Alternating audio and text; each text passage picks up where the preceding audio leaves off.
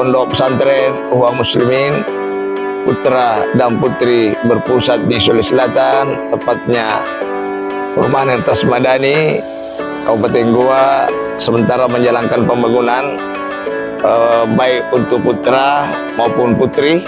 Ini dipersiapkan untuk 4 lantai yang kira-kira membutuhkan biaya sekitar 1 miliar lebih. Nah, di tempat ini juga akan ada pembangunan masjid 4 lantai khusus untuk putra, khusus untuk putri, khusus juga untuk mahasiswa. Dan di sini ada lapangan-lapangan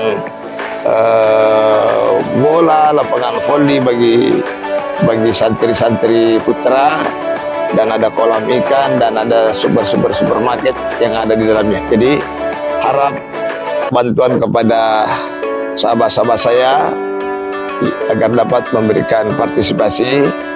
Semoga pondok ini bisa berjalan dengan baik pembangunan fisik maupun pembangunan material. Nah, oleh sebab itu, bagi sahabat-sahabat saya, para simpatisan, mudah-mudahan bisa menyalurkan sebagian rezekinya di Yayasan Ukhwah Muslimin, yaitu BSI rekening 105-466-5225 atau konfirmasi admin 081-9372-91207. Dibagi terbanyak yang cukup besar dari Universitas Hasanuddin yang hadir pada hari ini. Ketua Majelis Ahli Al-Taqwa PDKP Profesor Najamuddin serta pengurus Bapak Prof. Dr. Insinyur Jamaluddin Jumpa MSc Pagana Jabatul Masyura.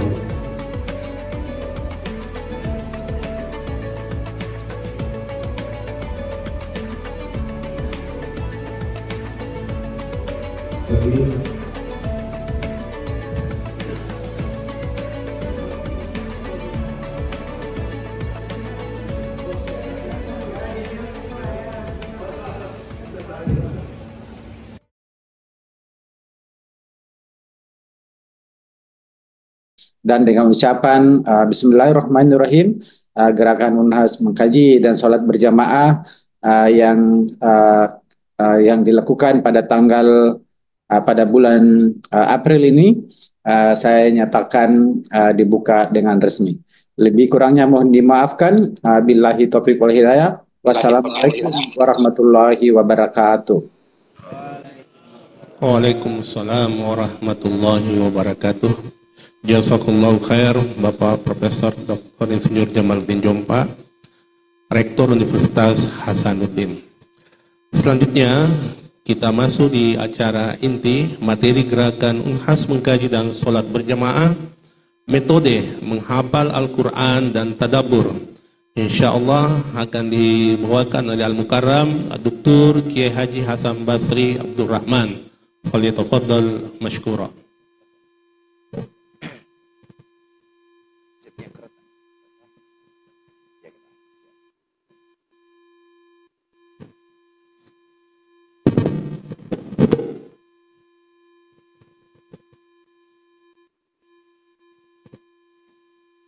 Bismillahirrahmanirrahim. Assalamualaikum warahmatullahi wabarakatuh. Alhamdulillah, pada hari ini mari kita bersyukur kita dipertemukan Allah Subhanahu wa taala dalam rangka ibadah, yaitu materi tentang hafal Quran dan tadabbur. Selawat kepada Rasul teladan bagi kita senantiasa wajib untuk mengikutinya.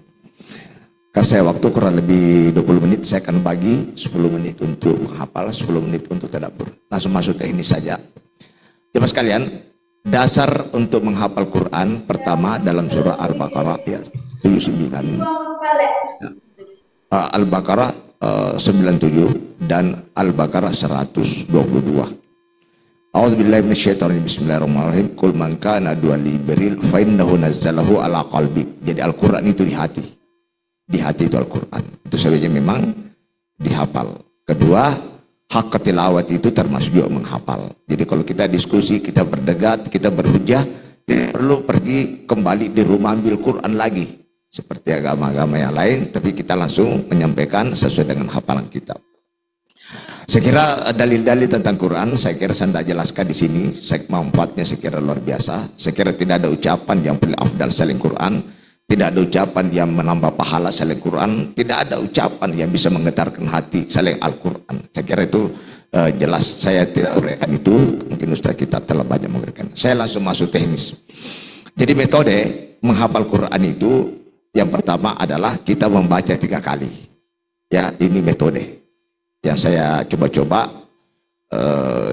sampaikan, dan di Makassar ini sudah kurang lebih 40 masjid, termasuk masjid ya, Ikhtiar Unhas, dan mungkin juga tempatnya Ustaz Kusalam di. Tapi karena tenaga terbatas jadi terpotong-potong. Ya, mudah-mudahan bapak-bapak yang ikut program ini niatkan juga kalau sudah ada hafal 1-2 halaman jadi guru menghafal lah ya, jadi menghafal. Bagaimana caranya? Pertama kita baca 3 kali.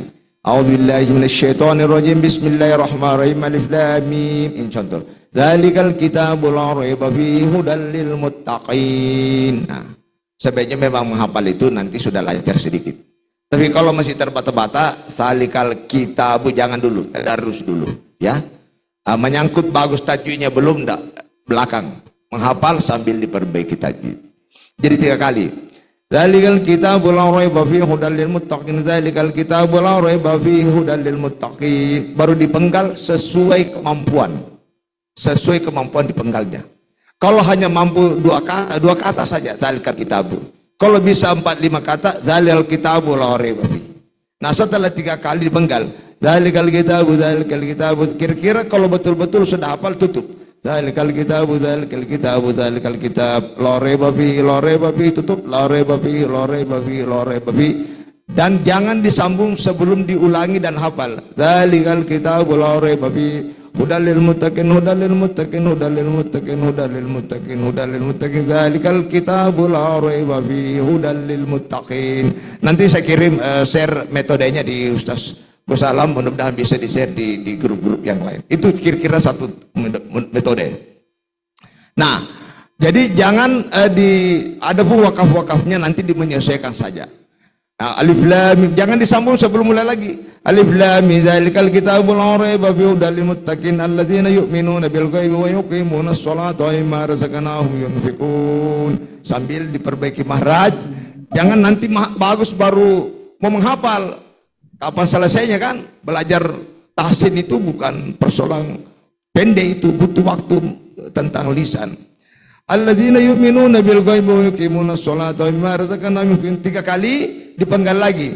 Alladzina yu'minuna bil ghaibi, alladzina tutup, alladzina yu'minuna bil ghaibi wa yuqimunas sholata wa yuqimunas sholata tutup, alladzina yu'minuna bil ghaibi wa yuqimunas sholata wa mimma razaqnahum yunfiqun, wa mimma razaqnahum yunfiqun tutup, alladzina yu'minuna bil ghaibi. Kalau kandas bukan lagi. Wa mimma razaqnahum sampai lancar mulai lagi. Alif lam mim dzalikal kitab, bukan lagi. Kalau kandas, la raiba fihi hudal lil muttaqin alladzina yu'minuna bil ghaibi wa yuqimunas sholata wa mimma razaqnahum yunfiqun. Nah, paling bagus itu menghafal setelah sholat subuh. Ya, sudah sholat subuh, sudah zikir, jangan ada gerakan sebelum berikan dulu makanan rohani. Jangan baru bangun saya roti bakar, kopi susu. Kasih makan dulu rohani, baru kasih makan. Nah, kalau mau bikin jadwal, schedule tentang jadwal, disiplin 1 jam atau setengah jam. Disiplin untuk membaca Quran. Ya, jangan ada kegiatan lain. Saya pengalaman dulu waktu saya bersama Prof. Basalama, kalau saya datang ke rumahnya pagi, ada jadwalnya. Sudah biar siapa? Sudah biaya. Kalau kita kan kalau ada tubuh penting kita tutup, atau ada SMS, ada WA. Bikin dulu kedisiplinan. Selanjutnya ada standar hafalan. Standar hafalan itu di sini adalah muflihun di sini. Di sini innalladzina kafaru. Jadi pas itu 20 halaman. 20 halaman. Jadi kalau di sini ada al-kasayibing, jangan pakai itu. Jangan pakai standar hafalan, supaya persis 20 halaman itu adalah 1 juz. Nah, ketika sudah menghafal kira-kira setengah jam pagi ini, maka apa yang dilakukan? Bapak-bapak mungkin lagi cuci mobil, lagi mau ke kampus, hafalan yang baru diulangi di mobil, di motor sambil jalan. Dzalikal kitabul la raiba fihi hudal lil muttaqin yu'minuna bil ghaib. Salah satu metodenya kalau mau keluar rumah, apakah kantor, apakah bisnis, apakah petani, pedagang, selipkan Al-Quran di dalam tas, supaya sambil menghafal, sambil jalan, sambil menghafal. Kira-kira kalau di sini dari Unhas misalnya ke Baim-Baim, mungkin bisa selesai setengah juz kalau tidak ditemani, atau 1 juz. Dimulai. Nah, ketika kita menghafal sambil jalan, begitu ada kandas, dibuka di parkir atau di mana kita buka, kira-kira paling 5 menit. Nah, setelah itu salah satu metodenya harus diulangi. Jadi misalnya sholat sunat 2 rakaat atau sholat fardu, setelah waladhdallin langsung baca hafalan baru. Salikal kitabu lare. Kalau biar imam, enggak apa-apa itu kalau tidak ditahu sambungannya. Ulaika lahudam mir rabbihim, tidak apa sambungannya. Rukum, tidak ada yang tahu. Tidak ada yang tahu toh kecuali maghrib. Ini harus diulangi. Ini kira-kira satu metodologi, satu metode. Nah, jemaah insyaallah rahmatillah subhanahu wa ta'ala. Nah, setelah itu usahakan ujung-ujungnya dihafal. Halaman kedua innallazina kafaru ayat 6. Halaman ketiga mazaluhum ayat 17. Halaman keempat wabasyir ayat 25. Halaman kelima wasqala rabbuka ayat 30 dan seterusnya. Halaman ke-6 adalah qul dahbitu 38. Halaman ke-7 wasnajenakum 49 dan seterusnya. Nah, oleh sebab itu jemaah sekalian, katakanlah 1 hari 1 baris atau 2 baris, 3 baris, berarti di dalam 10 hari sudah bisa ada setengah halaman, ya kira-kira. Ya tali wali omam itu kalau 1 baris tidak bisa 1 hari, ya misalnya saya mau ke Maros beli ikan bolu 3 kilo, selesai. Saya mau ke Maros beli ikan bolu 3 kilo, begitu saja. Tapi memang ini iblis ini paling jago, agar jangan kita membuka Quran, agar jangan kita menghafal Al-Quran. Nah, ini satu metode. Setelah itu bapak-bapak sekalian, setelah ke Maros, setelah ke Baru, ke Palopo, dan sebagainya, budayakanlah mengaji di dalam mobil. Jadi kalau kita tidak mengaji, kita bersikir. Karena kalau kita tidak mengaji, tidak bersikir, pasti menghayal. Apa yang dihayalkan? Pasti masa depan. Bagaimana kalau nasibku ke depan? Bagaimana karir? Itu saja masuk iblis kalau sudah menghafal. Jadi budayakan kalau tidak mengaji, bersikir. Supaya pikiran-pikiran yang muncul, pikiran yang ada radiasi daripada Quran. Nah, ketika kita memaju saja madzalum ke madzalil lazis taqadana falamma adat ma haulu, tidak tahu sambungannya, ambil ujungnya lagi. Wa basyiril ladzina amanu wa amilus solihati, tidak tahu, ambil lagi ujungnya. Wa qala rabbuka lil malaikati inni ja'ilun fil ardi khalifah. Nah, ketika bapak-bapak atau adik-adik ibu-ibu budayakan sudah subuh dan budayakan sudah maghrib melakukan hafalan. Matikan semua televisi dulu, maghrib isya. Bapaknya mengaji, istri menyetor, istri menyimak, istri mengaji, suami menyetor. Bikin satu grup, misalnya grup siapa namanya bapak? Pak Sabrudin, kelompok grup Pak Sabrudin keluarga adalah memulai membuka hafalan Quran antar keluarga di rumah, atau ku ampusakum wa ahlikum nar. Kalau kita sudah mulai bapaknya, sudah mulai ibunya, saya yakin kebiasaan bapak pasti diikuti anaknya. Kalau bapaknya suka dandut, ya anaknya pasti dandut. Kalau suka mendomi, apa domi juga anaknya. Ya, tapi bapaknya menghafal, jangan biasakan menyuruh anak mengaji kalau kita tidak jadi contoh. Kabura maktan indallah antakulu mala tafalun. Allah sangat murka. Dan insya Allah, mudah-mudahan sambil mengajar, sambil di Unhas ini, ya kebetulan juga di sini ada ipar saya namanya Prof. Naja, itu Ketua Majelis Ulama. Juga, saya kira ini sangat penting. Jadi, kenapa kita sudah menghafal? Sulitnya menghafal itu saya pikir usia tua, bukan. Rupanya saya pikir itu usia kepala 5 susah, Prof, ya, susah ya. Bukan sulitnya menghafal itu karena banyaknya dosa. Itu kuncinya. Jadi kalau susah dosamu. Itu karena ini barang suci. Makanya kalau kita mengaji jadi imam biasa salah. Tapi kalau kita menyanyi jarang itu menyanyi, salah sambung jarang. Ya biasanya yang buru-buru itu biasa tinggal, tapi yang baik itu sulit tinggal. Nah, saya kira inilah barangkali sudah cukup barangkali untuk ini. Saya masuk tadabbur ya. Sudah cukup untuk penjelasan ini. Nah, silakan nanti Pak Prof, silakan adik-adik, silakan ambil handphone saya. Saya ada Sulawesi Selatan menghafal, ada Makassar menghafal. Saya tulis per kecamatan Tamalandria menghafal. Ada nanti, jadi saya tulis kecamatannya, bukan lembaganya. Karena saya tulis kelurahan menghafal. Mudah-mudahan nanti saya ada Zoom juga sekali sebulan. Mudah-mudahan juga Pak Rektor bisa gabung-gabung. Subhanallah, kalau Unhas ini penghafal Quran itu sangat dahsyat. Dan ini masalah Quran ini masalah hidayah, bukan masalah kemampuan. Karena biar ada kemampuan, kalau tidak ada hidayah, pasti sulit. Nah, di dalam Quran lagi dijelaskan, sebaik-baik manusia mempelajari Quran dan mengajarkan. Saya kira surah Al-Baqarah ayat 152 dan juga surah Al-Imran ayat 79. Wa bima kuntum tuallimunal kitab wa bima kuntum hendaklah engkau mempelajari dan mengajarkan. Nah, saya kira tingkatan-tingkatan Quran ini setelah menghafal, saya kira mulai mengaji, tahsin, menghafal, tadabbur, mendakwakan, memperjuangkan, mengamalkan dan seterusnya. Jadi ada tingkatan-tingkatan itu Al-Quran sampai kepada 8 poin. Kalau perlu bagaimana Al-Quran sebagai dasar-dasar hidup bernegara. Itu juga saya kira perlu adalah teman-teman akademisi ini yang punya wawasan yang begitu luas, dikasih Quran maka sudah connect. Saya yang kedua, ya mudah-mudahan ini sudah ambil bagian ya. Jadi ambil bagian, nanti silahkan didaftar namanya. Nanti ada laporan-laporan 5 ayat, 7 ayat. Ibu-ibu juga, kami juga ada kelompok-kelompok akhwat yang menghafal Quran. Yang kedua, tentang tadabbur. Tadi dijelaskan tadi Prof tentang tadabbur, ada beberapa ayat. Ayat yang pertama adalah tadi afala yatadabbarun Al-Quran. Kalau tidak mengetahui isinya Al-Quran, am ala qulubihim aqfaluha. Potensi hatinya itu menjadi gelap. Bisa dipaham? Ya, coba ini siapa namanya Nanda? Coba satu ayat, baca ayat satu ayat dulu. Coba satu ayat dibaca, bisa? Ya, coba silakan. Ayat juz 30 enggak apa-apa. Coba. Satu ayat. Amma yatasaalu, terus artinya apa? Nah, itu masalah. Jadi ini baru membaca, tidak memahami. Jadi yang kita inginkan, amma yatasaalun, mereka bertanya-tanya anin nabal lazim, tentang hari kebangkitan, ya.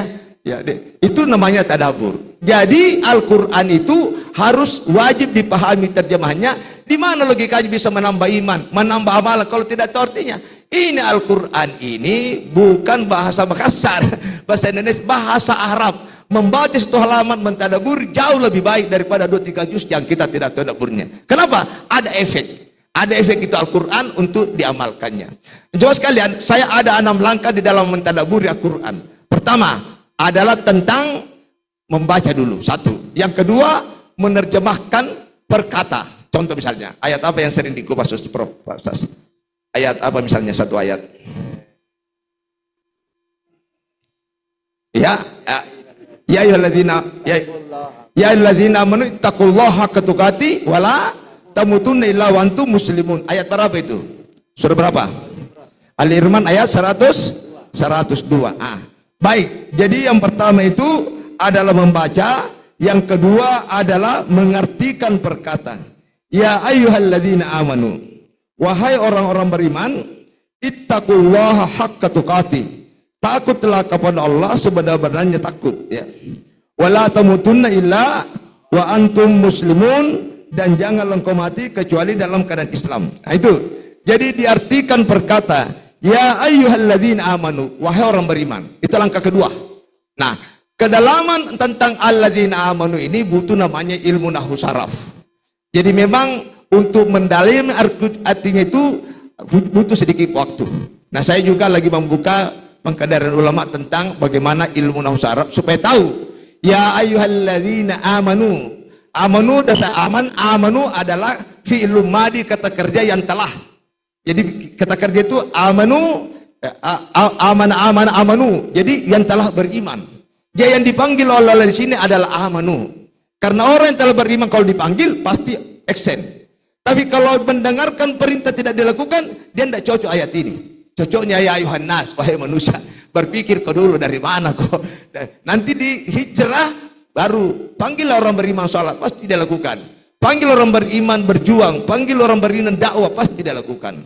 Lanjut, ittaqullaha ya ayyuhalladzina amanu ittaqullaha haqqa tuqatih. Ini kalau disambut taqullaha, ya, bertakwalah kamu kepada Allah. Nah, kenapa di situ Allah? Kenapa bukan Allahi? Karena dia adalah maf'ulun bi, kata kerja. Ini panjang lagi ilmunya, tapi saya hanya memberikan dasar. Terjemahkan saja perkata, wahai orang beriman, takutlah kamu kepada Allah. Ya, ittaqullaha haqqa tuqatih, bukan sekadar takut yang sembarangan, benar-benar takut, benar-benar hanya takut. Tidak ada masalah yang prinsip di atas dunia ini yang perlu ditakuti. Tidak ada masalah di dunia yang kita khawatirkan. Apa sih yang dikhawatirkan di dunia? Paling masalah makan, masalah kerja, masalah tempat tinggal. masalah tidak ada istri. Kira-kira gitu. Tidak perlu itu. Yang ditakuti bagaimana hubungan kita kepada Allah Subhanahu wa taala. Sekarang coba cek, apakah Allah senang sama kita? Apakah Allah ridha sama kita? Secara pandangan mata dia pasti senang. Karena kita mengajar Quran, karena kita lagi tadabbur, karena kita mau secara pandang mata, tapi belum tentu apakah pribadi kita betul-betul Allah senang. Apakah kebersihan hati kita tidak dendam, tidak ada rasa dengki dan seterusnya. Wala tamutunna illa wa antum muslimun, dan janganlah engkau mati illa kecuali wa antum muslimun, adalah kecuali dalam muslim. Kadang muslimun, kadang muslimin. Ya kadang fa'il, kadang juga maf'ulun bi. Itu panjang. Nah ini kira-kira langkah kedua. Langkah ketiga adalah menguraikan. Bagaimana cara menguraikan tadi ini? Nah, kira-kira kalau para intelektual sekira mudah. Ya ayyuhalladzina begini. Metode menguraikannya ini begini. Misalnya begini. Cara menguraikan itu, misalnya saya mau ke Maros beli sepeda. Singgah di Batang AC beli kelapa, dan singgah lagi katakanlah di Mandai beli motor. Ada berapa kata di situ? Ada 3 ya. Pertama persoalan ke Maros beli kedua mandike, ketiga beli motor. Sama dengan Al-Quran misalnya gini. Wahai orang beriman, takutlah kepada Allah sebenar-benar takut. Jangan kau mati kecuali dalam kondisi orang tunduk kepada Allah. Kira-kira dibagi berapa ini? Dibagi berapa? Kira-kira kita bagi. Pertama tentang orang beriman. Tentang orang-orang beriman. Silahkan jelaskan tentang iman yang kita pahami. Mulai dari kecil kita dengar ceramah, apakah itu iman? Jelaskan panjang lebar. Kedua, jelaskan tentang takwa. Nah, yang ketiga, jelaskan tentang kematian dalam posisi Islam. Itu namanya uraian. Jadi membaca Quran, menerjemahkan perkata, menguraikan. Yang keempat, berikan percontohan, contoh positif dan contoh negatif. Apa contoh positifnya orang beriman? Nah, jadi kira-kira contoh positifnya, orang yang beriman itu ketika mendengar azan, maka dia meninggalkan tempatnya menuju rumah Allah Subhanahu wa taala. Kasih contoh positif, kasih juga contoh negatif. Nah, yaitu orang-orang yang mendengarkan azan diselesaikan dulu pekerjaan dunianya baru menuju kepada Allah. Ini contoh-contoh ini harus disampaikan secara vulgar. Di mana kita berada dan siapa kita sampaikan dan di mana kita tadabbur. Kalau di kampus tentunya mahasiswa yang dengarkan azan tinggalkan dulu pekerjaan. Dosen yang sementara mengajar, tinggalkan dulu pekerjaan. Jangan cuma menunggu, ya aturlah jadwal-jadwal perkuliahan. Masa urusan agama Allah kita yang mau mengatur dengan sesuai selera masing-masing. Kira-kira begitu dalam percontohannya. Jadi percontohan positif boleh mengangkat kira-kira tempat-tempat yang positif. Tapi negatif ya jangan mensebut nama. Nanti orang tersinggung ya. Kira-kira itu. Wala tamutunna, hakikati beriman, benar-benar beriman bertakwa itu orang yang suka mencari apa amalan yang tertinggi di antara amalan yang ada, pasti dia cari. Tapi orang yang belum bertakwa biasa, ya biasa-biasa sajalah. Yang penting sholat, zakat, puasa, dia tidak pernah peduli amalan terbaik, dia berjalan sesuai seleranya. Belum. Jadi amalan terbaik itu dia suka mencari apa yang terbaik. Ada 3 tingkatan dalam bertakwa. Pertama, ada kesadaran melakukan kebaikan. Ketika sudah melakukan kebaikan sesuai dengan keinginannya, keinginan Allah Subhanahu wa taala. Kalau Allah menyuruh tahajud, dia tahajud. Berarti dia sudah mengalahkan dirinya yang menghalangi untuk tahajud. Kalau misalnya dilarang pacaran, dilarang nyuap, dilarang menyogok, dia akan lakukan sekalipun dia menderita. Yang ketiga, ada kenikmatan ketika melakukan. Ada kenikmatan ketika tidak menyogok sekalipun dia masyarakat biasa. Berarti 3, ada keinginan, pengamalan, dan ada kebahagiaan. Orang mendapatkan kebahagiaan tunduk kepada Allah, tidak usah dicermai. Dia sudah otomatis itu, tidak usah dicermai. Yang dicermai ini yang masih abu-abu. Wala tamutunna illa wa antum muslimun, dan jangan mati kecuali khusus kepada Allah Subhanahu wa taala. Misalnya ketika kondisi perintah Allah, jangan tunda-tunda, jangan besok karena belum tentu kau hidup. Nah, itu yang keempat, positif negatif. Yang kelima adalah himbauan. Himbauan ini bisa juga himbauan dan solusi. Himbauan dan solusi bisa partner. Jamaah sekalian yang salah antara, mari dengan mentadabbur Quran ini, mari kita coba-coba mengenal iman, apa manfaatnya itu iman. Tapi ketika himbauan, ketika solusi jangan terlalu panjang. Kira-kira kalau sama persentase di tadabbur itu penjelasan baca Quran dengan terjemahan 20%, uraian 30%, 40 itu contoh. Cukup 5 tentang himbauan dan solusi. Ya sekalian, jadi himbauan itu jangan lari dari ayat ini. Jadi mari kita beriman, apa untungnya, apa sih kenikmatan yang kita miliki? Ada nggak orang bahagia dengan iman? Saya kira tidak ada. Dan silakan ada cek dengan punya mobil, punya kendaraan, punya pasal, acak ngiru juga setiap saat. Kenapa? Dia tidak mengenal Allah Subhanahu wa taala. Mengenal Allah cukup.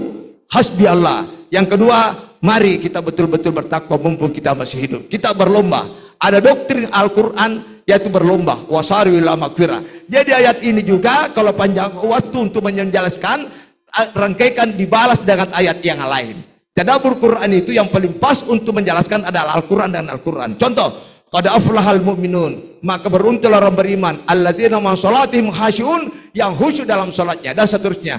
Wala tamutunna illa wa antum muslimun. Jadi kira-kira ini ayat 6 langkah di dalam mentadabburi Quran. Tapi bagi yang pemula tidak usahlah kalau tidak paham. Baca saja terjemahannya sesuai kemampuan masing-masing. Kalau tidak bisa, baca terjemahannya. Jadi metode tadabbur juga ini kami sudah bikin grup. Si A sudah 2 ayat, 5 ayat, 10 ayat, tapi ditulis. Misalnya ayat ini ditulis Al-Baqarah, Al-Imran dan 102 membahas tentang takwa yang sebenar-benarnya, titik. Yang kedua, larangan mati kecuali Islam, Al-Baqarah 103. Ini perlu dicatat karena perintah mencatat juga ada dalam Al-Quran, dalam surah Al-Baqarah 183. Saya mau tanya, kemarin dalam bulan Ramadan kita dengar cenceramah berapa? 15 menit kali 30 menit berapa? Berarti 2 jam ya? 4 jam. Nah sekarang saya mau tanya, Ananda siapa ini? Yang di belakang ini biasa dengar ceramah ya? Bulan Ramadan? Ya 30 menit, 30 hari. Coba uraikan apa yang penceramah pernah uraikan yang bulan lalu. Masih bisa diuraikan nggak? Masih diingat? Nah saya itu catat. Lain kali kalau dengar ceramah langsung catat cepat. Karena memori untuk tersimpan hal-hal baik itu sangat susah. Sekira waktu saya singkat, kalau ada diskusikan saya kembali ke moderator. Assalamualaikum warahmatullahi wabarakatuh. Waalaikumsalam warahmatullahi wabarakatuh. Masya Allah, tabarakallah. Al-Ustaz telah menguraikan panjang lebar metode menghafal Al-Quran dan metode mentadaburi Al-Quran. Tentu ada beberapa hal-hal yang barangkali perlu diperjelas oleh yang baik yang ada di Zoom ataupun yang ada di masjid ini. Sama kita pahami dan pernah mendengar bahwa dari 1.027.000 huruf di dalam Al-Quran yang terurai menjadi 114 surah 30 juz dengan metode yang disampaikan Al-Mukarram sangat tuntas. Barangkali ada yang mau bertanya, saya persilahkan baik yang ada di Zoom ataupun yang ada di dalam masjid ini. Silakan.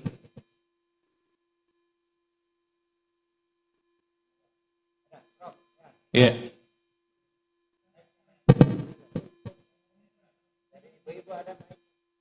Ibu-ibu bisa siap di belakang.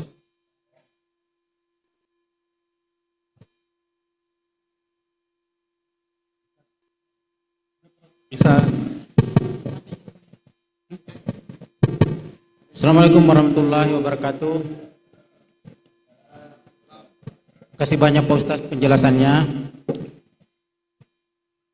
Permasalahan yang saya harap kadang-kadang saya sudah menghafal beberapa lembar, tiba-tiba lupa lagi yang awal-awal. Nah sekarang triknya bagaimana Pak Ustaz supaya yang kita sudah hafal tidak hilang. Kadang-kadang kita sudah jauh, lupa lagi yang awal. Makasih banyak Pak Ustaz. Assalamualaikum warahmatullahi wabarakatuh. Langsung saja, masih ada? Satu lagi, biar satu kali dijawab. Ada? Silakan.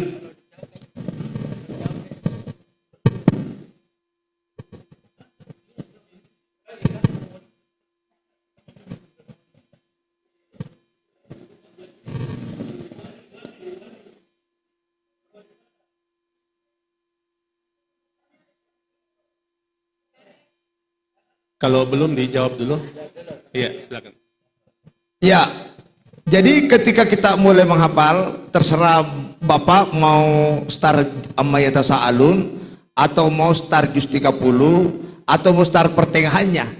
Karena kalau misalnya Qul-A'udzu itu biar tidak dihafal, mungkin hafal semua kan. Kalau saya lihat-lihat mungkin sampai Al-Haqqut Takasur saya kira masih. Tapi di atasnya Wadduha mungkin beda nih. Nah, jadi kira-kira. Jadi boleh itu. Dan memang juga ketika kita menghafal itu usahakan jangan lepas wudu Pak kalau mau masuk program ini. Jadi ketika masuk kamar mandi berwudu. Satu kali aja kalau memang, kecuali kalau memang mau sholat. Jadi karena iblis itu dia mengikuti orang ketika keluar dari kamar mandi. Nah, termasuk Bilal itu dimuliakan oleh Allah karena wudhu tidak terlepas dan sholat. Bukan wudhunya, setannya diusir dulu. Istilahnya mengganggu itu. Nah senggol ke dulu karena kalau itu yang melengket. Nah, yang kedua adalah Bapak juga harus meniatkan untuk menghafal di rumah dan menyampaikan. Salah satu belajar yang baik adalah mengajar. Makanya partnernya di sini belajar dan mengajar. Wa bima kuntum tuallimunal kitab wa bima kuntum. Itu perintah itu. Jadi ini menghafal ini bukan program. Kalau Ustaz Salam hanya mencari teknis kapan melalui, tapi itu perintah. Perintah 14 ayat yang lalu. Dan di dalam surat tadi di Al-Baqarah ayat 152 yaitu pengikut Muhammad yatsluna waqtil ata kama arsalna fiikum rasulan minkum yatsul alaikum ayatina wa yuzakkikum wa yuallim. Jadi ciri pengikut Muhammad terlibat dalam urusan mempelajari Al-Qur'an dan mengajarkan. Itu cirinya. Jadi kalau ada ciri Muhammad tidak terlibat dua poin ini itu pengikut palsu itu Pak. Sebenarnya kalau mau tadaburi, jangan ngomong begitu nanti banyak tersinggung ya. Kita pelan-pelan ya. Itu baik. Yang ketiga di dalam surah Al-Imran ayat 110. Itu kuntum khaira ummah ukhrijat lin-nas ta'muruna bil ma'ruf. Sebab manusia terlibat dalam amal ma'ruf nahi munkar. Saya dengan Pak Prof Musbir sama-sama dalam satu komunitas dulu Persaudaraan Muslim. Tidak ada yang kita lakukan kecuali Quran. Nanti lewat Quran bicara bagaimana pandangan Quran dengan politik, bagaimana Quran dengan pendidikan, bagaimana Quran dengan ekonomi, bagaimana Quran kita buktikan bahwa Quran tidak ada yang tertinggi di luar daripada Quran. Saya kira itu yang buktikan. Nah setelah kita mengaji, misalnya Bapak misalnya Ustaz sekali kali kita belore bagi boleh juga. Alladzina yu'minuna bil ghaibi wa yuqimuna shalah. Saya coba contoh dulu. Saya coba pancing dulu satu ayat. A'udzubillahi minasyaitonir rajim. Bismillahirrahmanirrahim. Alif lam mim. Dzalikal kitab. Coba disambung. Dzalikal kitab la raiba fi. Alladzina yu'minuna bil ghaib. Walladzina yu'minuna bima unzila ilaik. Wa bil akhirati hum ulaika ala hudan mir rabbihim. Itu kira-kira contoh juga dalam komunitas. Jadi Pak Prof siapa namanya Pak? Prof Najmuddin. Nah kalau bisa sebentar besok sudah boleh di rumah. Panggil anak istri. Jadi matikan televisi, mengaji di situ minimal mengusir iblis yang ada di rumah. Karena kata Rasulullah barang siapa rumah jarang dibacakan Quran seperti kuburan ya. Kita gampang ribut dengan istri karena Quran. Nah setelah itu jadi misalnya ketika masuk duhur hafalan yang baru diulangi lagi Prof. Misalnya tadi innalladzina kafaru sawaun. Jadi setelah waladhdallin baca innalladzina kafaru. Hafalan yang baru harus sering diulangi. Nah karena kalau tidak diulangi 2 hari hilang itu sudah teori memang dalam Al-Quran sering diulangi. Makanya Rasulullah itu adalah Quran yang berjalan. Karena jarang kita terlibat dalam urusan-urusan ini, apalagi Rasulullah itu membaca surah Al-Baqarah dalam bulan Ramadan. Kita kalau buka waladhdallin cuma di situ terputar. Kalau buka Idza araita qul a'udzu, ya enggak? Ya coba bayangkan kepala anak ini masih mutar araita idza jaa. Di mana karir kita tentang Quran? Nah saya kira itu barangkali salah satu metode. Kedua, bikin komunitas. Misalnya di Fakultas Kehutanan ada 2 orang. Ya, ini berkah juga, perlu juga barangkali ini ada fakultas ini. Ada 2 orang, 3 orang prof. Kita janjian di mana? Di warkop kah, di masjid kah? Setelah salduhur bagus torki hafalan di situ. Kalau perlu viral-viralkan sedikit prof yang membaca Quran supaya perguruan tinggi lain juga ya. Apalagi saya pendidikan ini sudah mau dihilangkan lagi agama. Ya syukurlah dengan gerakan ini. Ya coba, jadi harus ada keseringan, ada komunitas tentang menghafal Quran. Silakan lakukan masing-masing. Minimal kalau kita menyimak tidak gampang hilang. Itu kira-kira. Kalau sering menyimak tidak gampang hilang.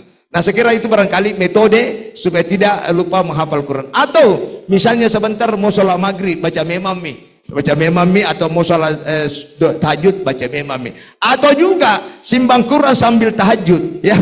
Misalnya wa basyiril ladzina amanu wa ayat sambungannya. Nanti buka lagi baru praktekkan. Saya kira di Mekah juga ada yang mempraktekkan. Saya tidak tahu sejauh mana kapsanya. Dia gunakan Quran di depannya baru dia membaca. Dia barangkali dia mustahab. Saya kira bisa saja itu kalau sholat sunnah. Tapi kalau sholat fardu perlu dipertimbangkan. Saya kira demikian. Assalamualaikum. Masih ada barangkali? Ibu-ibu? Ada ya, di Zoom ada. Di Zoom? Sambil menunggu yang di Zoom barangkali Pak Dekan. Iya, terima kasih Ustaz. Assalamualaikum warahmatullahi wabarakatuh. Kami sangat beruntung Pak Ustaz, tipsnya ini langsung betul-betul applicable, dapat diaplikasikan dengan ini ya. Jadi kita harus banyak mengulang. Makanya kemudian saya tidak tanya lagi tentang tema karena tinggal dipraktekkan sebenarnya. Saya mau tanya ini masalah umum dan krusial Ustaz. Mungkin ada sedikit tips untuk yang ini, bagaimana sholat kita kadang kan mungkin karena banyak pekerjaan, gangguan ya, sulit untuk khusyuk Ustaz. Ya mungkin hari ini bisa khusyuk, tapi ketika misalnya ke kantor, ada lagi masalah baru, kadang bahkan yang dicari itu kadang diingat di sholat. Kunci-kunci yang hilang, kenapa bisa tiba didapat? Karena di dalam sholat. Mungkin ada barangkali tips-tips Ustaz untuk mengantisipasi, memberi solusi. Karena ini masalah juga bagi saya dan mungkin juga yang lain ya. Karena ini khusyuk dalam salat itu kadang tidak stabil ya, tergantung suasana. Kadang bisa distabilkan Ustaz. Demikian, saya kira poinnya sudah bisa ditangkap Ustaz. Syukran. Ya baik, sekira secara teori kita sudah paham bahwa salah satu cara khusyuk memahami artinya mulai takbiratul ihram sampai tahiyat. Tidak ada cara lain selain itu. Misalnya Prof suka baca apa dalam sholat? Apa ditanya apa? Allahu Akbar kabira kah atau Allahumma ba'id? Allahumma ba'id. Sekira dua-dua ada benarnya. Ada lain. Jadi Allahumma ba'id baini. Jadi pertama diperbaiki mahrajnya, kedua dia tahu artinya. Ya Allah jauhkanlah kami. Wa baina khataaya, kesalahan kami. Kama ba'ata bainal masyriqi wal maghrib, sebagaimana engkau menjauhkan antara timur dan barat. Disinilah perlunya tajwid. Kalau kita baca Allahumma ba'id, salah itu, salah semua itu. Allahumma ba'id. Ya, jadi kami bilang ba'id itu salah artinya. Beda bahasa Indonesia. Tebal tinggi boleh. Jadi saya khawatir semua yang kita ucapkan dalam salat hampir salah semua karena ilmu ini sudah mulai hilang. Ilmu tajwid sudah mulai hilang, Prof. Saya kira penting ini. Padahal dalam Al-Quran itu surah Al-Musalmi 4, warattil Quran tartil, bacalah Al-Quran dengan tertil. Ini sudah mulai hilang. Jadi sekira perlu kita ada kesadaran yang muncul mengajarkan tanpa perlu lagi memprotes kurikulum ini diadakan. Kita lakukan saja. Mulai ujung ke ujung hampir tidak ada kursus ilmu tajwid. Yang ada hanya masalah bahasa Inggris, makan, masalah kandre gini dari sana ini, waru-waru makan. Mestinya harus ada kursus ilmu tajwid. Jadi Allahumma naqqini min khataaya, ya jauhkanlah kami kama yunaqqa thawbul abyadu minad danasi, sebagaimana engkau membersihkan kotoran. Jadi minimal harus tahu at-tahiyatul mubarakatuh, salawat segala kehormatan adalah milik Allah. Assalamu alayka ayyuhan nabiyyu. Al-Fatihah sekira kita sudah paham. Subhana rabbiyal azim atau subhanaka Allahumma, masyiki Allah, Allahumma gfir, ampunilah kami. Jadi sulit kita memikirkan keluar karena kita maknai arti terjemahnya. Itu kira-kira salah satu trik untuk khusyuk. Yang kedua, memang kalau kita mencintai dunia susah khusyuk, memang tidak mungkin khusyuk.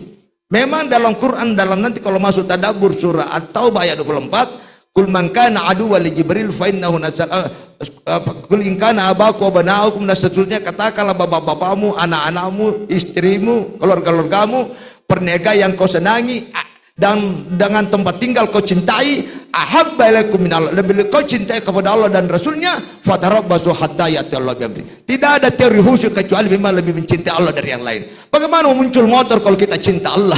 Mau kau hilang, kau rumah mau kau terbakar, tidak ada urusan dengan itu. Tapi kalau kita mencintai pasti muncul. Karena apa yang kita ingin cintai pasti sering muncul. Kata Rasulullah, apa yang kau cintai pasti sering muncul dan kau sering ingat. Jadi salah satu teori untuk khusyuk adalah memang cinta kepada Allah yang luar biasa dahsyatnya. Tidak biar kita tahu artinya kalau kita cinta dunia. Jadi memang teorinya itu tadi, konsentrasi tidak semudah itu. Dan konsentrasi juga tidak semudah itu. Bukan itu finishnya. Nah oleh sebab itu ketika Imam Ali ketika khusyuk, ketika dipanah tidak terasa itu sakitnya. Kenapa? Dia dekat kepada Allah Subhanahu wa taala. Saya kira ini memang penting pertanyaan Prof. Dan sholat itu ingat hanya hubungan pribadi kepada Allah. Apa efeknya sholat? Itu yang pokok. Efek daripada sholat yaitu misalnya dalam Quran surah Al-Ankabut kalau masuk tadabbur itu inna sholata tanha anil fahsya'i, ada efeknya dari sholat. Dia sudah tidak biasa bohong, dia sudah tenang berbicara, dia sudah keluar mulutnya kata-kata firman Allah, tidak akan berbicara kalau bukan kepentingan agama. Jadi sholatnya sudah beraksi membimbing dirinya. Ya, sholatnya sudah beraksi. Jadi bukan hanya gembiranya alhamdulillah 5 waktu, ramai masjid. Terus kenapa kalau ramai masjid? Kenapa kalau penuh? Apa efek Anda dengan sholatmu itu? Karena dia mempunyai karya. Sebaik-baik manusia punya manfaat kepada. Apa manfaatnya? Pertama, manfaat yang tertinggi bagaimana memperkenalkan Allah Subhanahu wa taala. Jadi ada efek daripada sholat. Bukan tentang khusyuknya, tapi ada efek. Oh, Prof ke sana luar biasa. Dia juga adekan tapi luar biasa mengumpulkan masyarakat. Itu kan efek daripada sholat itu. Ada dorongan melakukan kebaikan dan mungkin ada juga dorongan. Jadi saya ulangi lagi, efek perintah Allah ada efek, itu adalah reaksi. Sama dengan minum obat adalah jadi khusyuk itu memang kalau sudah khusyuk itu sudah bukan lagi diri kita yang jalan, Prof. Sudah cahaya Allah yang masuk dalam tubuh kita, itu yang membimbing kita. Bukan lagi mulutnya bicara, bukan lagi matanya melihat, bukan lagi telaganya mendengar. Saya kira sudah tidak suka lagi dengar karaoke. Saya kira matanya itu sudah tidak gampang dirayu dengan janda-janda muda, Prof. Kira ya. Tapi kalau si suka lirik kiri kanan, di kontrol video call mamanya, waktu belum, masih butuh. Ini contoh-contoh. Tidak suka lagi menerima sogokan dengan hanya kepentingan jabatan. Tapi dia takut kepada Allah, bukan tidak mau. Sudah dirinya, bukan dirinya, dan Allah sudah terlibat di dalam dirinya. Allah terlibat menjadikan khusyuk, Allah terlibat mensikirkan, Allah terlibat, jadi sudah bukan lagi diri yang dominan. Kira-kira itu gambaran-gambaran ringkas tentang cara sholat yang khusyuk. Saya kira berproses. Ya. Baik, masih ada? Tadi ada yang dari Zoom. Oke, yang di belakang silakan.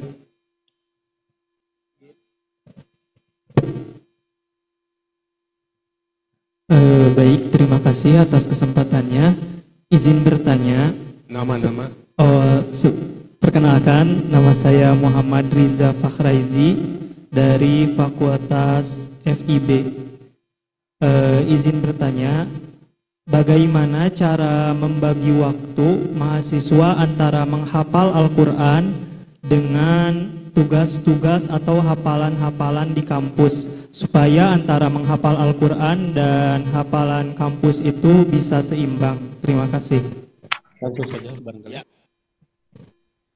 Nah, jadi kalau sudah masuk mentadabburi Quran, jadi insya Allah Allah akan terlibat memberi hidayah dan akan memberikan mana waktu yang terbaik. Jadi cara pandang itu beda, Nanda, ya. Cara pandang yang cinta dunia, cara pandang cinta akhirat, cara pandang sekularisme itu susah ketemunya karena masing-masing. Nah, karena saya yang ditanya bagaimana cara tadi, apa tadi, menghafal Quran. Saya kira ilmu itu ada dua, ada bil kalam seperti surah Iqra, ada juga Allah langsung memberikan hambanya, ya. Allah langsung dalam surah Al-Baqarah ayat 200 kalau saya salah 247, bastotan fil ilmi wal jism. Jadi salah satu ilmu Al-Quran mudah dihafal, hatinya ketakutannya kepada Allah sangat tinggi, kecintanya dan ketakutannya itu mudah masuk itu hafalan. Nah, oleh sebab itu tadi jangan bicara keseimbangan antara ilmu Al-Quran dan ilmu keduniaan, jangan. Al-Quran itu adalah way of life, semua ilmu. Nah, oleh sebab itu kalau Anda semua mata kuliahnya coba cek yang mana seirama dengan Quran. Jadi sekalipun ilmu kelautan tetap itu adalah ilmu Al-Quran, jangan dibagi, jangan dikotomi, karena tokoh-tokoh itu orang-orang lo suka mendikotomi. Akhirnya ketika kita mengenal Al-Quran, ketika kita diberikan dosen, ketika kita menguraikan, yang muncul adalah kebesaran Allah, menambah keimanan. Salah satu ilmu berkah itu tertambah keimanan, ya. Kalau ada ilmu tidak tertambah keimanan, itu bukan ilmu yang bermanfaat, itu ilmu yang merusak. Nah, oleh sebab itu jangan heran kalau banyak tokoh-tokoh S2 S3 yang korupsi, berarti ilmunya tidak bermanfaat. Ya, dia pisahkan antara ilmu Al-Quran. Nanti akan ada proses sendiri, ya, keseimbangan ke apa yang mana utama. Mintalah hidayah kepada Allah, karena hanya hidayah yang bisa menguraikan. Kita hanya teori, dan tidak ada satu manusia yang bisa memberikan hidayah sesama manusia, sekalipun dia malaikat. Termasuk dalam surah Al-An'am ayat 111 dan surah Al-Baqarah 270. Tidak ada. Kita hanya ikhtiar.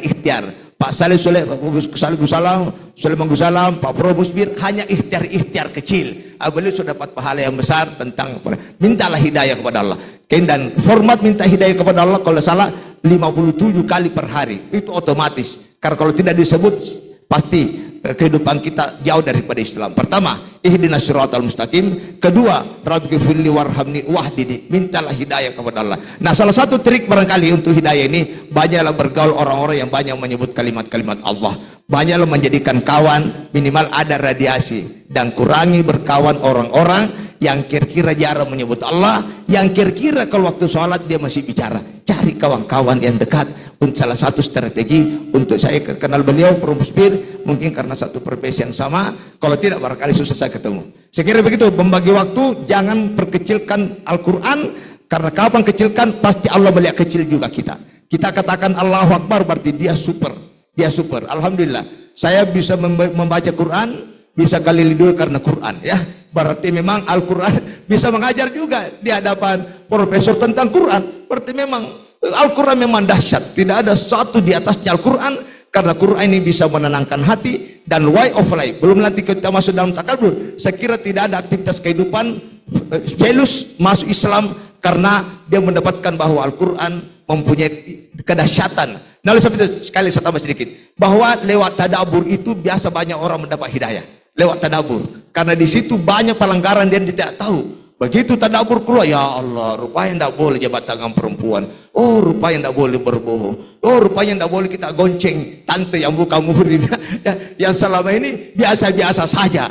Nanti kita tadabur, baru kita tahu, oh tidak boleh mengurangi timbangan, oh tidak boleh barangkali absensi mahasiswa kalau tidak masuk, lebih baik tinggal kelas daripada lulus dengan penuh kejujuran. Kira-kira begitu. Tapi kalau tidak tadabur, tidak apa-apalah, spekulasi kiri kanan, akhirnya melakukan keburukan dari kecil, akhirnya akan terbawa sampai besar. Mohon maaf kalau tidak sempurna jawabannya apa yang saya sampaikan. Sekian. Baik, terima kasih. Masih ada yang mewakili kaum perempuan, baik yang ada di sub dan di masjid? Silakan. Yang di sum atau sulham. Ya, sulham. Silakan. Baik, Ustaz. Makasih ini atas waktunya. Yang ingin saya tanyakan itu yang mengenai tadi yang yang tadi mungkin dijelaskan lagi Ustaz dari pertanyaan yang sebelumnya, yang mengenai bagaimana kita mau menghafal tapi banyak tugas-tugas, dan dijelaskan itu kita harus juga menjalin silaturahmi sama teman yang sering-sering menghafal Al-Quran atau mentadaburi Al-Quran. Namun kenyataannya di pergaulan sekarang ini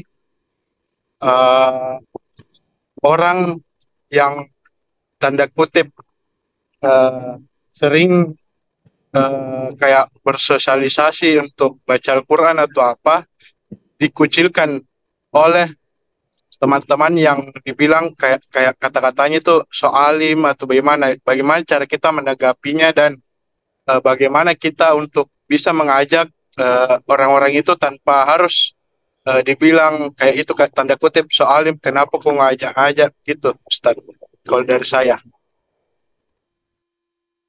Oke, baik. Langsung saja Muhammad siapa nih? Yang dari D123 langsung. Pertanyaannya. Assalamualaikum warahmatullahi wabarakatuh. Bismillah. Perkenalkan saya Muhammad Gemilang Nugraha Ismujaya dari Fakultas Teknik Bertemu Teknik Informatika. Yang saya ingin tanyakan Pak Ustadz itu terkait 6 langkah tadabur yang Pak Ustadz sampaikan tadi. Sekiranya bisa diulang Pak. Saya kurang dengar limanannya, terutama yang berikan percontohan Pak.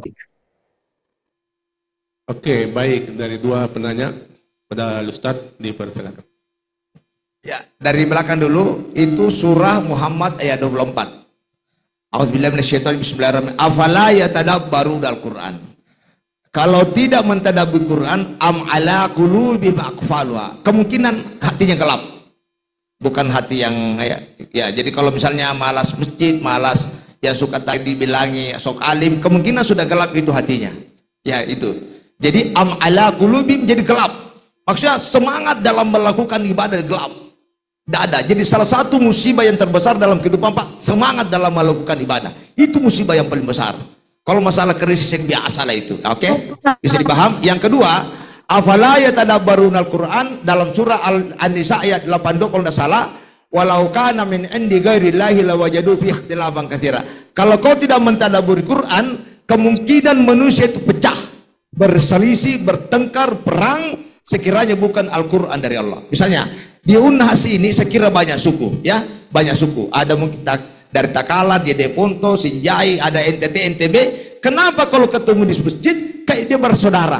Kira-kira begitu. Itu menandakan Quran benar. Kayak dia kawan 10 tahun lalu. Saya nikmatnya berwudu, sujud, dan tidak pernah ada orang beribut, berkelahi di masjid.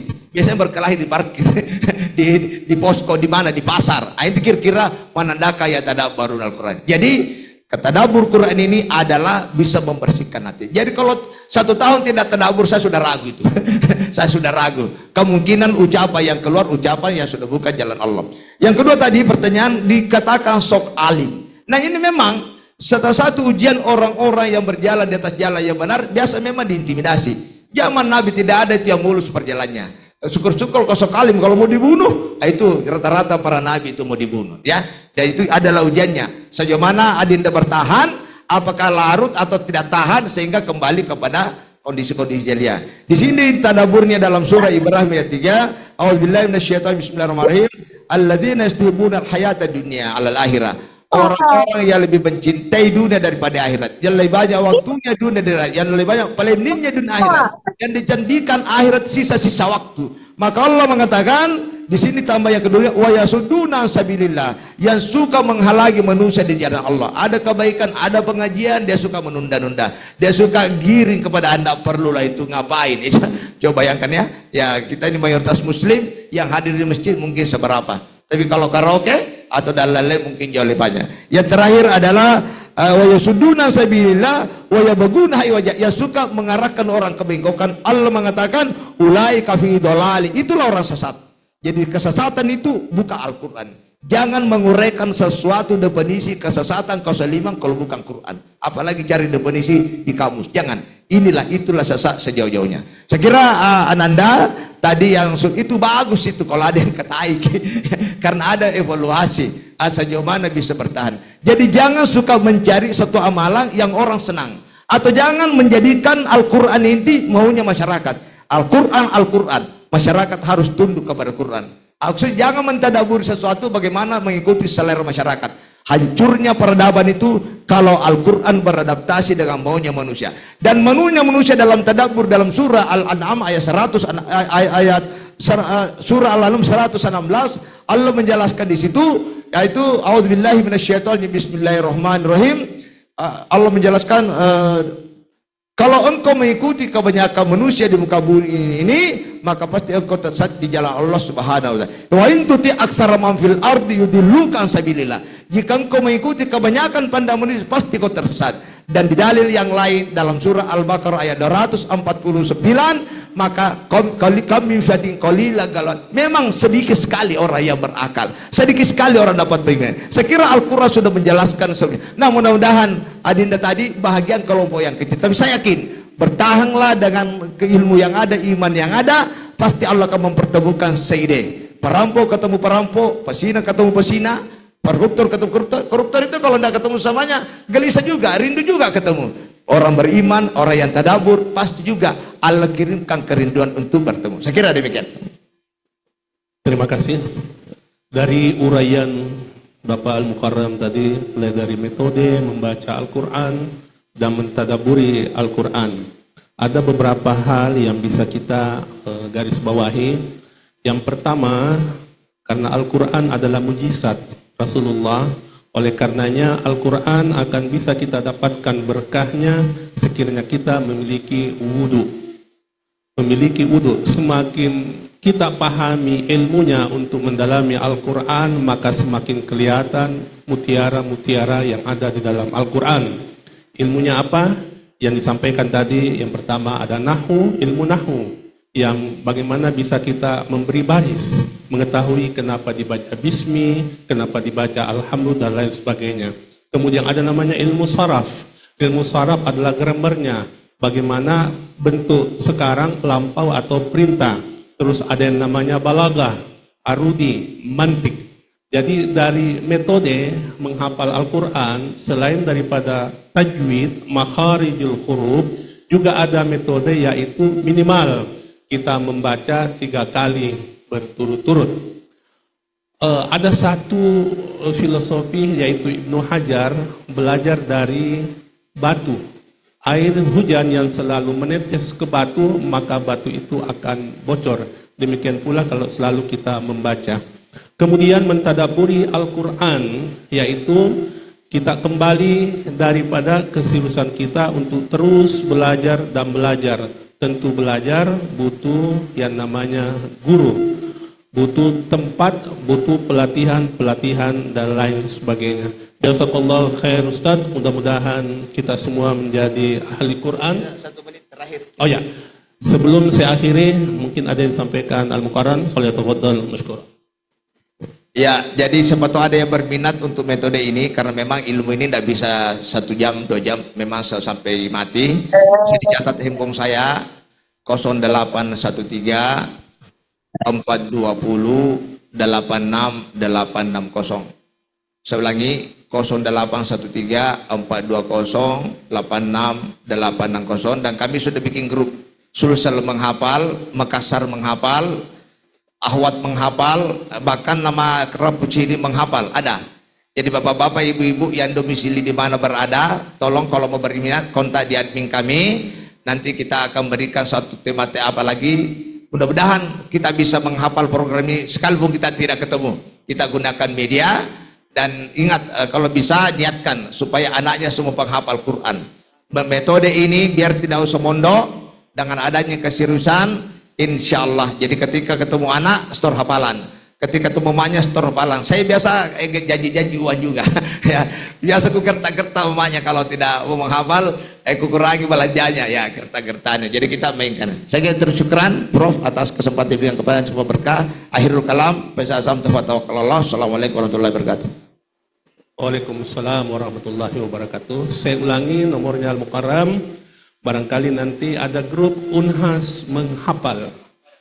Bisa kita mencatat 0813-420-86860. Karena dengan berkah Al-Quran akan menjadi cahaya mahligai kita di dalam menjemput maut kita insya Allah. Mari kita sama-sama berdoa, bermunajah kepada Allah, semoga ilmu yang kita dapatkan menjadi berkah bagi kita. Untuk menghargai Al-Mukarram, guru kita, saya mohon untuk dibacakan doa.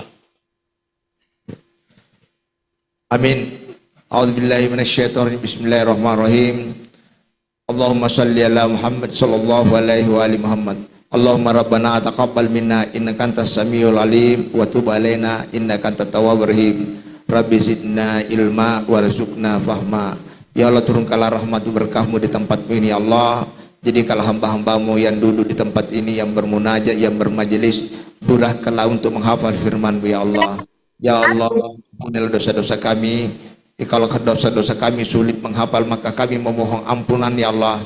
Engkau adalah Tuhan yang menciptakan hamba-Mu. Engkau yang telah Tuhan yang telah memberikan dua pilihan. Maafkan kami kalau kami banyak memilih yang salah ya Allah. Kami yakin bahwa Engkau adalah Tuhan yang menerima bertobat orang bertobat. Engkau adalah Tuhan yang telah menerima orang yang berdoa. Kami memohon kepada-Mu, maka mudahkanlah kami menghafal firman-Mu ya Allah. Ya Allah, ya Rahman, ya Rahim. Kalau Engkau berkehendak, tidak ada makhluk yang bisa menghalangi ya Allah. Tapi kalau Engkau tidak berkehendak, tidak makhluk yang bisa memperbaiki kami ya Allah. Ya Allah, ya Rahman, ya Rahim. Turunkanlah rahmat-Mu pada diri kami ya Allah. Kami yakin kami bisa menghafal dengan izin-Mu ya Allah. Jadi kalau kami bisa menghafal 30 juz ya Allah. Jadi kalau kami bisa mentadabburi Al-Quran ya Allah. Jadi kalau kami bisa mengamalkan bersama keluarga dan sahabat kami ya Allah. Jadi kalau kami bisa mendakwakan di seluruh dunia ya Allah. Dan jadi kalau kami bisa memperjuangkan menjadikan hujah Al-Quran yang tertinggi di antara seluruh ajaran-ajaran ya Allah. Terimalah doa kami ya Allah, ya Rahman, ya Rahim. Jangan Engkau singkan lagi mulut kami berbicara kecuali mengeluarkan lafaz-lafaz kalimat-Mu ya Allah. Jangan lagi Engkau singkan telinga kami suka mendengarkan kalimat-kalimat-Mu ya Allah. Jangan Engkau singkan mata kami suka melihat sesuatu melihat kebesaran-Mu ya Allah. Jangan Engkau singkan kaki kami berjalan saling mencari ridha-Mu ya Allah. Pertemukanlah hamba-hamba-Mu yang menghafal Quran ya Allah. dalam penghafal Quran adalah hamba-hamba yang kau ridai, yang kau siap memberikan mahkota di akhirat nanti Allah. Hamba-hamba yang menghafal, yang menjaga firman-Mu bagi orang-orang yang ingin menghancurkan atau memalsukan ya Allah. Wajar kalau Engkau menjaga hamba Al-Quran sulit dipalsukan karena adanya hamba yang menghafal ya Allah. Jadi kalau kami penghafal Al-Quran karena ridha-Mu ya Allah. Jadi kalau kami bisa menguraikan Al-Quran karena ilmu yang Kau hendaki pada kami ya Allah. Terimalah doa kami ya Allah. La haula wala quwata illa billah. Wa sallallahu ala Muhammadin nabiyyan wa rasulah. Walhamdulillahirabbil alamin. Wassalamualaikum warahmatullahi wabarakatuh. Demikian gerakan Unhas mengkaji dan solat berjamaah. Kepada host kami ucapkan Bapak Dekan Fakultas Ilmu Kelautan dan Perikanan. Billahi taufiq wa da'wah wal irsyad, minallahil musta'an. Assalamualaikum warahmatullahi wabarakatuh.